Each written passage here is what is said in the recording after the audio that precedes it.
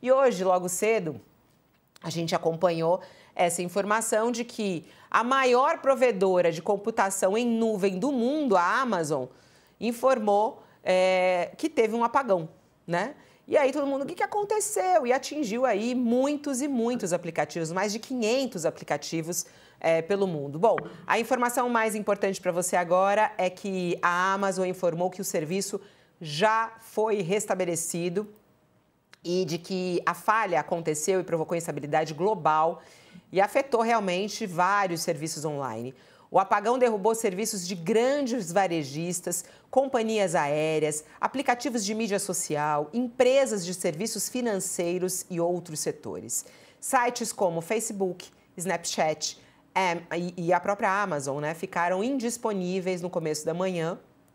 É uma falha generalizada que afetou também a companhia aérea United Airlines. Os efeitos no Brasil não foram tão grandes quanto nos Estados Unidos, mas foram registrados problemas por aqui também em serviços como o Mercado Livre, por exemplo. Mas antes das 8 horas da manhã, os serviços já podiam ser acessados normalmente. Mas sempre quando isso acontece, há um pavor das pessoas, né? Porque a gente se sente tão vulnerável e nas mãos de uma nuvem que a gente nem sabe aonde fica.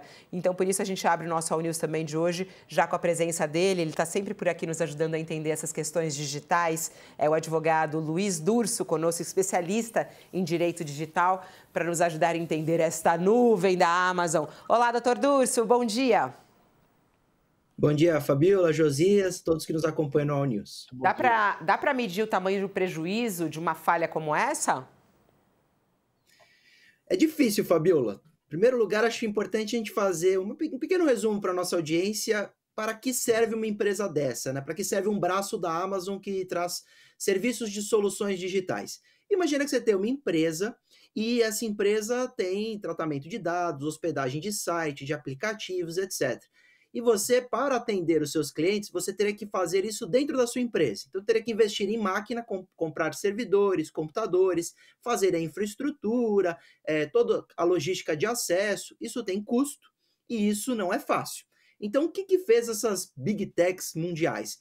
Trazem essas soluções de computação em nuvem. Significa que os servidores estarão espalhados pelo mundo, são vários computadores trabalhando em funcionamento paralelo, e você pode utilizar por uma taxinha paga mensalmente. Então, em vez de você colocar isso dentro da sua empresa, você terceiriza.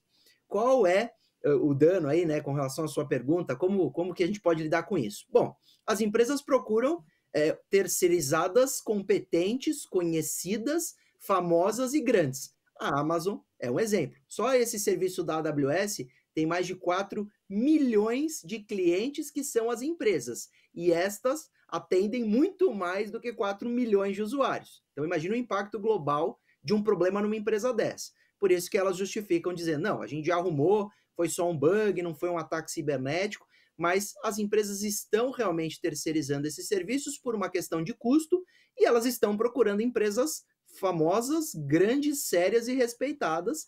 E o exemplo da Amazon realmente é uma empresa realmente que tem um histórico positivo, não é uma empresa vulnerável, etc. Mas hoje aconteceu para mostrar que nenhuma empresa está imune. Agora, doutor Durso, essa pane que houve hoje nessa unidade de serviços em nuvem da Amazon faz lembrar um problema, aliás, o senhor esteve conosco aqui no ano passado, um problema daquela companhia CrowdStrike, teve também uma pane como essa, sistemas tecnológicos de hospitais, bancos, aeroportos ao redor do planeta tiveram disfuncionalidades que atrapalharam o atendimento ao público, né? O que eu queria lhe perguntar é o seguinte, assim como facilita a vida, essas grandes soluções tecnológicas, elas tendem a magnificar os problemas, né? Se você tem uma pane como essa de hoje, que já, enfim, aparentemente foi ou solucionada ou se encaminha para ser solucionada, o problema é muito maior quando tem a pane, quando tem o defeito, né? O que eu queria lhe perguntar é se o direito internacional está acompanhando esse risco, né? Porque assim como oferecem grandes soluções, as empresas, se os seus serviços não forem prestados adequadamente, podem também representar prejuízos até para as pessoas, para as empresas que utilizam o serviço, né? O direito internacional está preparado para lidar com essa nova realidade? Olha, José, a sua pergunta é excepcional, tá? Em primeiro lugar, quando nós tivemos o problema da CrowdStrike, eu mesmo vim aqui e critiquei, dizendo que a gente não pode basear e confiar em poucos sistemas que estão disponíveis na internet para serviços tão importantes.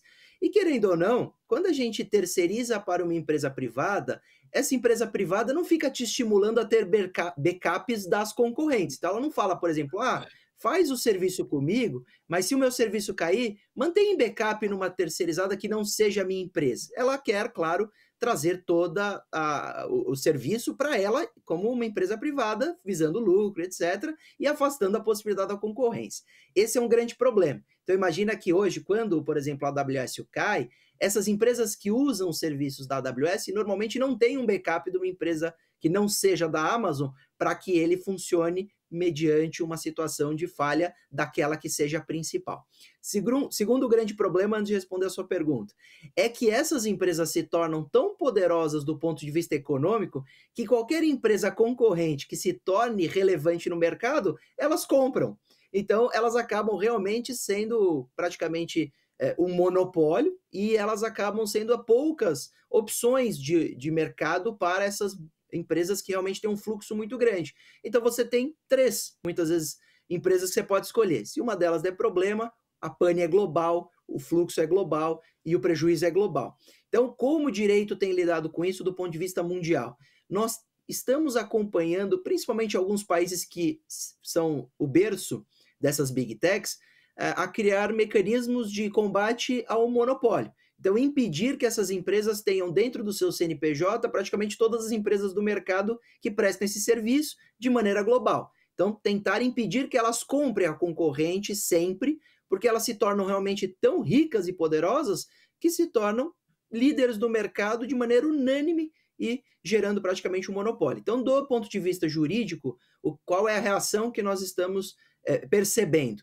É uma tendência mundial do poder legislativo ou do poder judiciário de impedir que essas empresas que se tornam tão ricas e poderosas comprem absolutamente qualquer outra empresa que pode fazer concorrência, entregar um serviço de melhor qualidade, de preço reduzido, ou até ser uma segunda opção para aquela empresa como um backup, como eu falei, porque se vocês me perguntarem qual seria a possibilidade da gente não sofrer com isso, é nós termos a questão de regionalizar os serviços, porque se cai, por exemplo, nos Estados Unidos, não afeta o Brasil. Quando ele é global, ele atinge o mundo inteiro o problema.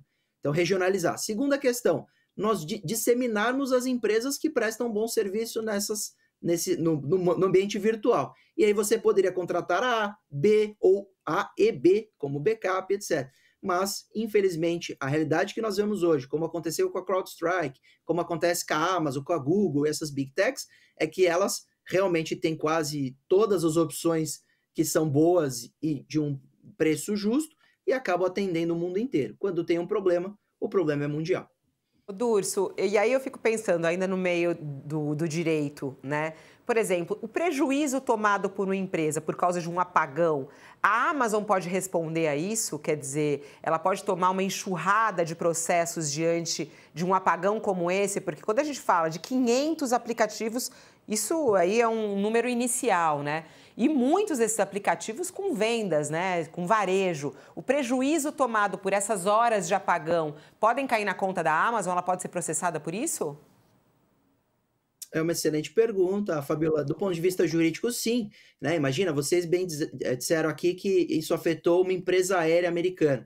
Empresa aérea americana, minutos sem funcionar determinados serviços, isso é um prejuízo enorme. Falha no check-in, falha no embarque, seja qual for o serviço ali, que lógico não afeta o voo, porque isso são sistemas independentes, mas afeta a experiência do cliente, do consumidor, do usuário. Isso gera um prejuízo milionário muitas vezes à empresa, porque fazem voos serem cancelados, né? Não há a possibilidade do embarque e etc. Tem que fazer manualmente, isso é um prejuízo gigantesco.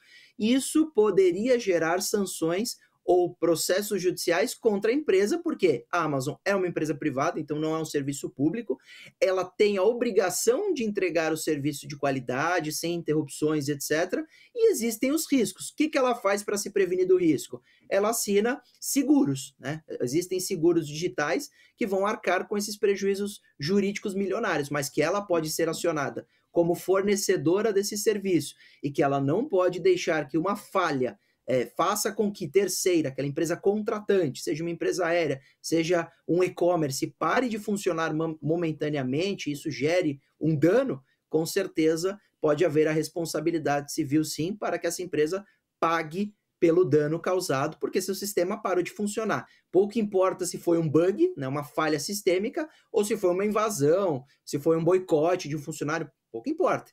Aí ela depois corre atrás para responsabilizar quem seria de fato o autor do problema.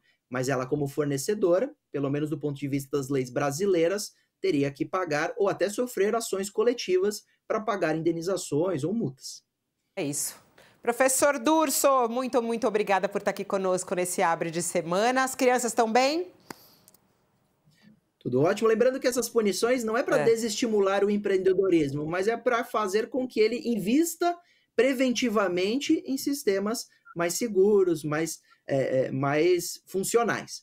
Mas, graças a Deus, a família está ótima e é sempre um prazer encontrá-los e toda a audiência aqui. Então, espero que a de ambos aí também estejam todos bem.